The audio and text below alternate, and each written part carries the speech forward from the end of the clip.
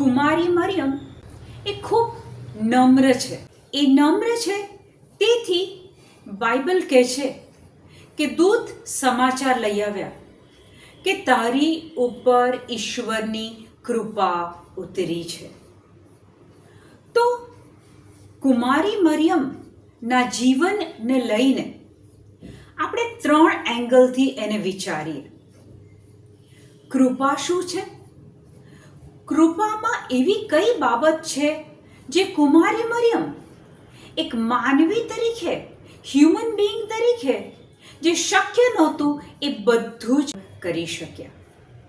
અને ત્રીજો એંગલ, આપણા જીવનમાં એ કૃપા છે. આ 3 એંગલથી આપણે જોવાનો પ્રયત્ન કરીએ. દૂત ગાબ્રિયલ સમાચાર લાવે છે તારા પર ઈશ્વરની કૃપા ઉતરી છે. તો કૃપા એ શું છે? પહેલાં તો એ કૃપાને આપણે સમજી લઈએ.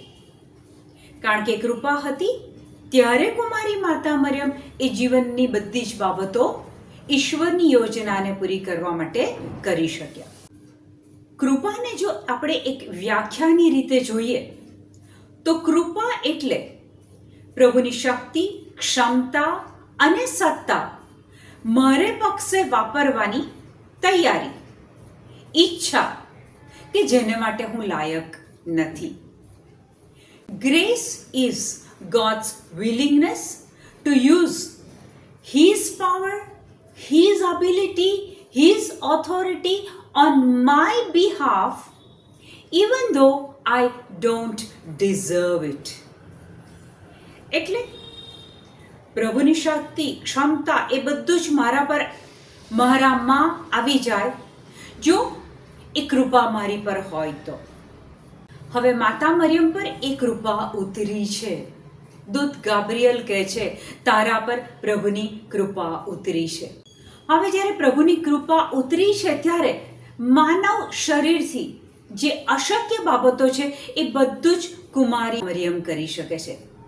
કઈ બાબતો કુમારી માતા મરિયમ કરે છે જે નોર્મલ હ્યુમન બીઈંગ તરીકે અશક્ય છે? સૌથી પહેલાં તો કુમારી મરિયમ એ જૂના કરારના સમયમાં જીવતા હતા અને જૂના કરારના સમય પ્રમાણે, એ નિયમ પ્રમાણે જે દૂતે સંદેશો આપેલો કે પવિત્ર આત્માના પ્રભાવથી તું ગર્ભવતી થઈશ, અને એ થાય છે, ગર્ભવતી થાય છે પવિત્ર આત્માના પ્રભાવથી. હવે સૌથી પહેલાં તો કુમારી મરિયમની સગાઈ જોસેફ જોડે થઈ છે.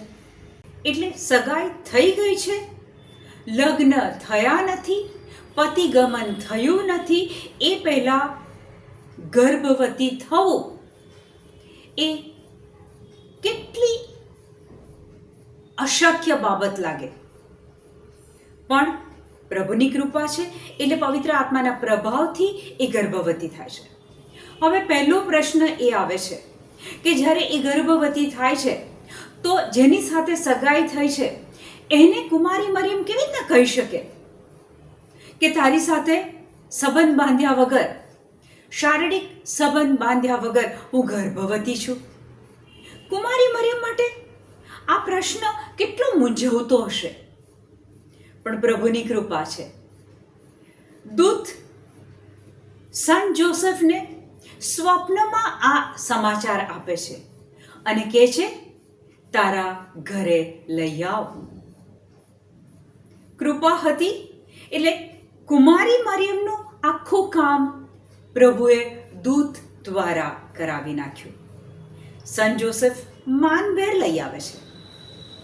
હવે એ વખતે સમાજના લોકોને જો ખબર પડે તો એ વખતે કાયદો હતો કે લગ્ન પહેલાં કોઈ સ્ત્રી ગર્ભવતી થાય તો પથ્થરે મારી નાખવાની.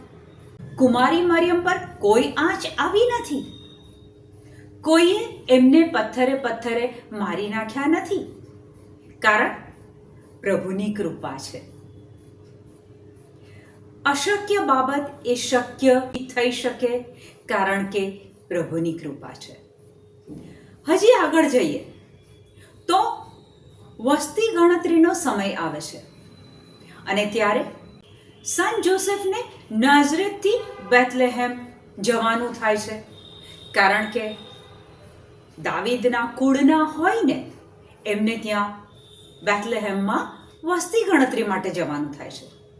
હવે જ્યારે વસ્તી ગણતરી માટે જવાનું થાય છે તો બાઇબલ અનુસાર એ કુમારી મરિયમને લઈને જાય છે.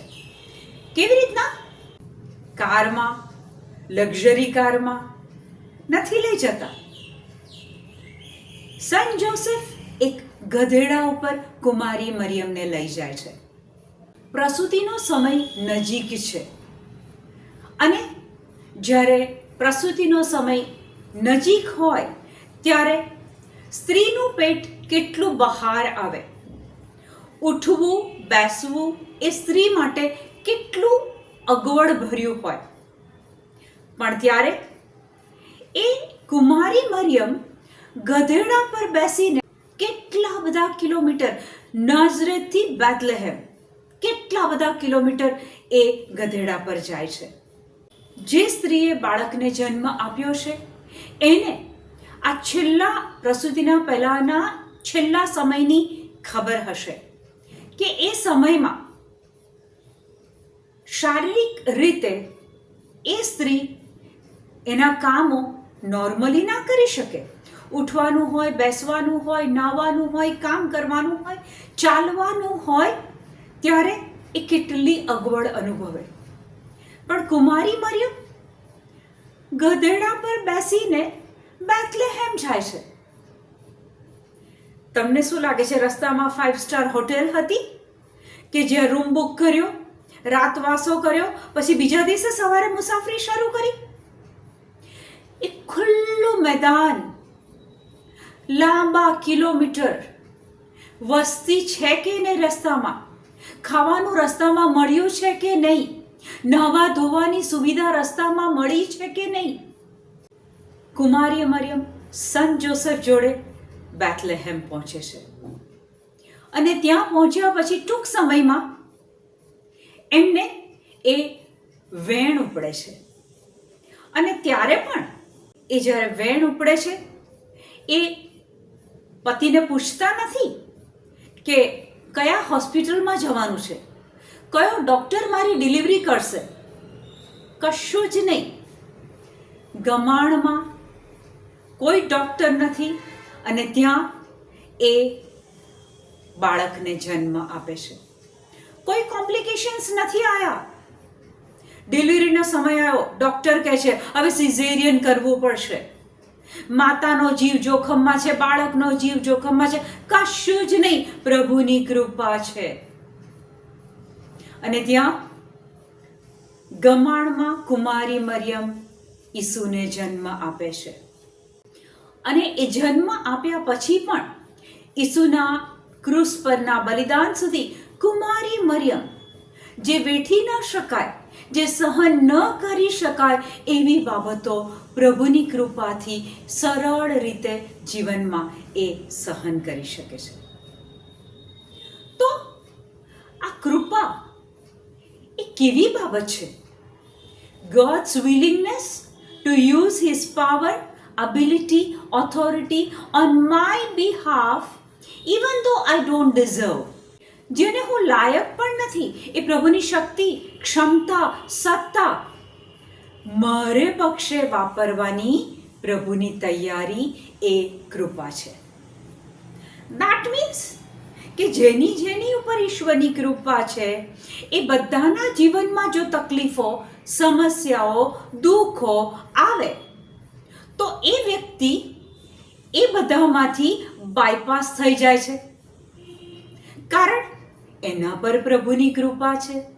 તો પ્રભુની કૃપા જેના પર હોય તેના જીવનની પ્રભુની યોજનાઓ પૂરી પાડવા માટે આપણા બદલે, આપણા પક્ષે પ્રભુ એની ક્ષમતા, એની શક્તિ, એની સત્તા વાપરે છે.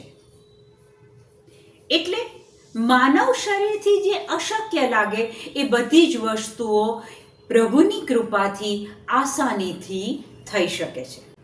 કુમારી મરિયમ એ ખૂબ જ નમ્ર છે અને ત્યાં એમના ઉપર પ્રભુની કૃપા ઉતરે છે.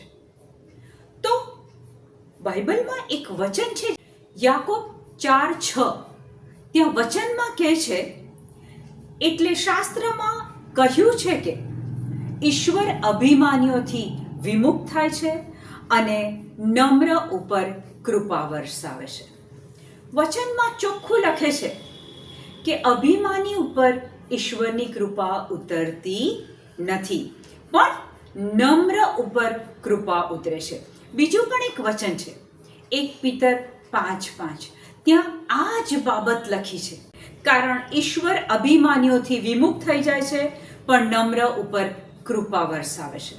આ બંને વચનોમાં સેમ લખાણ આવે છે કે અભિમાની હોય તો પ્રભુ કૃપા ઉતારતા નથી. અને કૃપા એટલે ઈશ્વરની શક્તિ, ક્ષમતા, સત્તા મારા પક્ષે વાપરવાની પ્રભુની તૈયારી, પ્રભુની ઈચ્છા. એટલે એઝ અ હ્યુમન બીંગ હું ના કરી શકું, પણ જો હું નમ્ર છું અને મારા પર પ્રભુની કૃપા ઉતરે છે તો એઝ અ હ્યુમન બીંગ જે નથી થઈ શકતું એ પ્રભુની કૃપાથી થઈ શકે છે. તો હવે આપણે એ જોઈએ કે નમ્ર કોને કહેવાય અને અભિમાની કોને કહેવાય. બાઇબલ અનુસાર જોઈએ કે નમ્ર કોણ છે અને અભિમાની કોણ છે. સામાજિક રીતે, દુનિયાવી રીતે કોણ અભિમાની અને કોણ નમ્ર એ આપણે નથી જોતા. આપણે વચન અનુસાર, બાઇબલ અનુસાર કોણ નમ્ર છે? નમ્ર વ્યક્તિ એ છે જે પ્રભુના વચનને સ્વીકારે છે. ખબર છે, ઈસુ એકવાર કહે છે કે તમે કોઈને ત્યાં શુભ સંદેશ લઈને જાઓ અને જો ત્યાં તમારો અસ્વીકાર થાય તો બહાર નીકળીને એ જગ્યાની ધૂળ પણ ખંખેરીને આવજો. કેમ ઈસુ એવું કહે છે કે તારે ત્યાં વચન તો આવ્યું હતું પણ તે સ્વીકાર નથી કર્યો. હવે જવાબદારી એ વ્યક્તિ પોતે કે જે વચનનો અસ્વીકાર કરે છે એની જવાબદારી બને છે. પ્રભુએ તો વચન એના ઘરે મોકલ્યું હતું. તો નમ્ર એટલે કે જે પ્રભુ વચનને સ્વીકારી લે છે. કુમારી માતા મરિયમને પ્રભુ તરફથી શબ્દ મળ્યો, સંદેશ મળ્યો અને તરત જ કુમારી મરિયમ કહે છે, હું તો ઈશ્વરની દાસી છું, તારા શબ્દ પ્રમાણે થાવ. કુમારી મરિયમ એક મિનિટ વિચાર નથી કરતા કે જેની સાથે સગાઈ થઈ છે એને હું શું જવાબ આપીશ, મારા માતા પિતાને હું શું જવાબ આપીશ, સમાજને ખબર પડશે, પથ્થરે પથ્થરે મને મારી નાખવા આવશે, હું શું જવાબ આપીશ. કુમારી મરિયમ કોઈ બાબતનો વિચાર નથી કરતા, હું ઈશ્વરની દાસી છું, તારા શબ્દ પ્રમાણે થાવ. કુમારી મરિયમ એ શબ્દને લઈ લે છે, સ્વીકારી લે છે, વધાવી લે છે. નમ્ર એ છે જે પ્રભુ વચનને સ્વીકારે છે. અને અભિમાની કોણ છે? જે પ્રભુ વચનનો સ્વીકાર કરતો નથી. ભૂતકાળમાં પ્રભુની કૃપાનો પુષ્કળ અનુભવ થયો હોય, પ્રભુના પ્રેમનો અનુભવ થયો હોય, તે છતાં જ્યારે સમય આવે ત્યારે જે તે વ્યક્તિ પ્રભુના શબ્દનો, પ્રભુના વચનનો, પ્રભુના સંદેશનો, પ્રભુની આજ્ઞાનો અનાદર કરે ત્યારે એ વ્યક્તિ બાઇબલ અનુસાર અભિમાની છે. આદમ અને હેવા, આદમને પ્રભુએ કીધેલું આ ફળ ખાવાનું નહીં. આદમે હેવાને એ માહિતી પાસ ઓન કરી, આપણે આ ફળ ખાવાનું નથી. પણ જ્યારે શૈતાન સાપના રૂપમાં હેવા જોડે વાત શરૂ કરે છે ત્યારે હેવા એ શૈતાનની વાતમાં આવી જાય છે અને ત્યાં એ વિચાર કરે છે કે હું આ ફળ ખાઉં તો હું પ્રભુ જેવી થઈ જાઉં. પ્રભુનો શબ્દ હતો, પ્રભુની આજ્ઞા હતી, આ ફળ નહીં ખાવાનું. કુમારી મરિયમ સામે પણ એક કસોટી હતી કે લગ્ન પહેલા પતિ ગમન વગર જો હું ગર્ભવતી થાઉં તો મારો પતિ મારો અસ્વીકાર કરશે, સમાજના લોકો મને પથ્થરે પથ્થરે મારી નાખશે. પણ જ્યાં વચન મળ્યું, શબ્દ મળ્યો કે બીજો વિચાર કર્યો નથી. આદમ અને હેવાને પ્રભુનો શબ્દ મળ્યો હતો, પણ એ લોકોએ પોતાની બુદ્ધિ વાપરી. એ લોકો લાલચમાં પડ્યા કે આપણે પ્રભુ જેવા થઈ જઈશું, અને ત્યાં પતન આવ્યું, પડતી આવી. વચન કહે છે, ઈશ્વર અભિમાનીઓથી વિમુખ થાય છે, નમ્ર ઉપર કૃપા વર્ષાવે છે. બાઇબલ અનુસાર નમ્ર વ્યક્તિ કે જે પ્રભુના વચનને સ્વીકારે છે, અભિમાની વ્યક્તિ કે જે પ્રભુના વચનનો અસ્વીકાર કરે છે, અનાદર કરે છે. અને જ્યાં અનાદર થાય છે, પ્રભુના વચનનો અનાદર થાય છે, ત્યાં પડતી આવે છે. આજે આત્મમંથન કરીએ. કુમારી મરિયમ નમ્ર હતા અને એમણે વચનને વધાવી લીધું.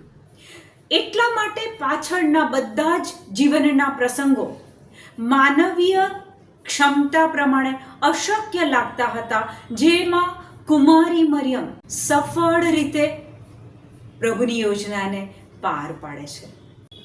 આપણે આપણી જાતને પૂછીએ, આપણે કુમારી મરિયમના જેવી નમ્રતા ધરાવીએ છીએ? આજના દિવસે આપણે બાઇબલના શબ્દને, વચનને સ્વીકારીએ છીએ?